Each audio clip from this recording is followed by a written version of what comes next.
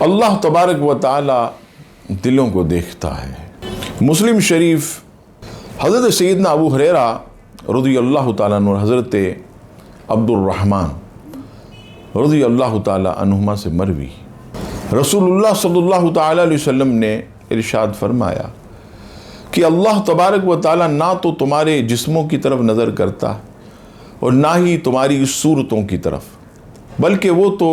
تمہارے دلوں کو دیکھتا ہے۔ اس حدیث پاک کے تحت امام ملا علی قاری علیہ رحمہ فرماتے ہیں کہ اللہ نظر اعتباری سے تمہاری صورتوں کی طرف نہیں دیکھتا، کیونکہ اس کے ہاں تمہاری خوبصورتی و بدصورتی کا کوئی اعتبار نہیں، اور نہ وہ تمہارے اموال کی طرف نظر فرماتا ہے، کیونکہ اس کے نزدیک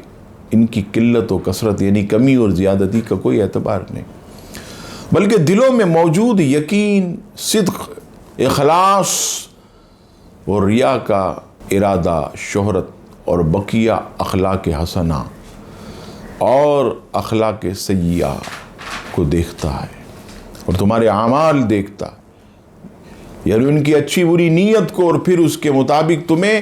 ان اعمال کی جزا عطا فرمائے گا۔ نہایہ میں ہے کہ یہاں نظر کا معنی پسندیدگی یا رحمت ہے، اس لیے کہ کسی پر نظر رکھنا محبت کی دلیل ہے، جبکہ ترک نظر ہٹا لینا غضب و نفرت کی علامت ہے۔ امام نووی علیہ رحمہ مسلم کی شرح میں اس حدیث پاک کے تحت فرماتے ہیں کہ حدیث میں فرمایا گیا کہ اللہ کریم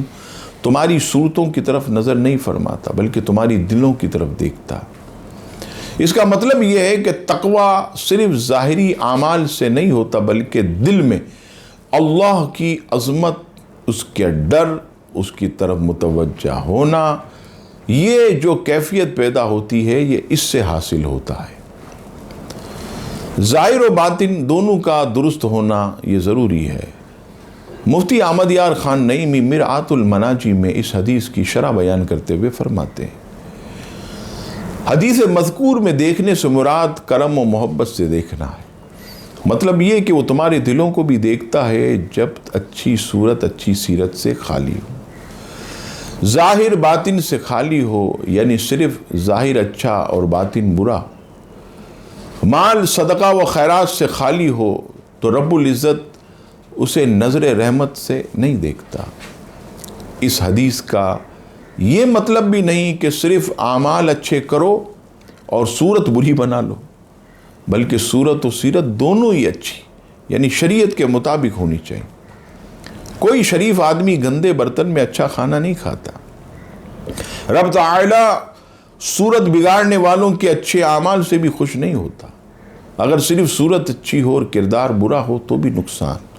اور اگر باطنی حالت اور درست ہو اور ظاہری حالت شریعت کے خلاف ہو تو بھی نقصان ہے۔